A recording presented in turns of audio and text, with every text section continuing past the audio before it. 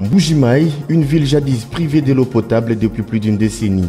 Une situation qui préoccupe au plus haut point le président de la République démocratique du Congo, Félix-Antoine Tshisekedi Tshilombo, qui a déployé des serviteurs fidèles, loyaux, compétents, crédibles et d'une moralité irréprochable dans l'espace Grand Kasaï pour relever les défis d'offrir de l'eau potable à toute la population de l'espace Grand Kasaï. Heureusement, l'oiseau rare, tant recherché par Félix Tshisekedi, est déjà à l'œuvre. Il s'agit de l'ingénieur civil et hydraulicien spécialiste en eau potable et assainissement Dion Sunzu Kabwakatanda, coordonnateur national du projet de renforcement des infrastructures socio-économiques des bases dans la zone centre de la RDC prise. L'homme exécute ses grands projets avec un professionnalisme hors norme et une gestion orthodoxe. Résultat, la denrée rare, tant recherchée par la population est-kassaïenne, est plus qu'une réalité grâce au projet prise sous le financement de la Banque africaine de développement, BAD, en cycle. Confiant de la qualité du travail, le chef de l'État est descendu lui-même à la centrale de Bakwa-Kapanga où 2 châteaux d'eau de la Régie des eaux sont en pleine construction.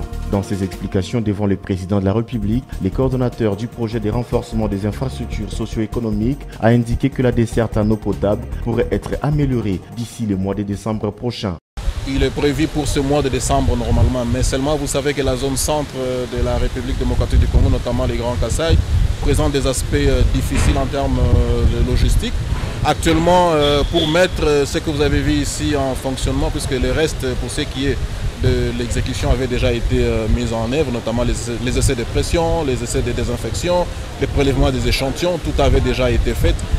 Ça va peut-être vous surprendre, il nous manque juste 40 mètres de conduite DN qui sont bloqués entre les Katanga et Mwenedit. Donc ce sont ces équipements et autres accessoires bien sûr qui nous sommes en train d'attendre pour enfin mettre en charge et distribuer l'eau à la population.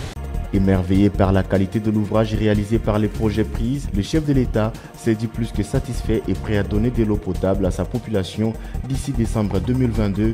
Ceci va constituer un joli cadeau de Noël du président Félix-Antoine Tshisekedi Tshilombo à la population est-kassaïenne. Il a dit quand est-ce que je dois donner cette eau à ma population.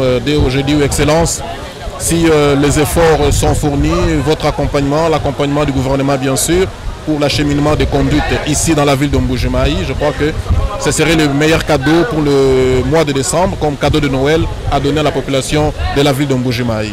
C'est depuis plus d'une décennie que l'eau ne coule presque plus au robinet d'environ 4 communes sur les 5 qui composent la ville de Mbuji-Mayi.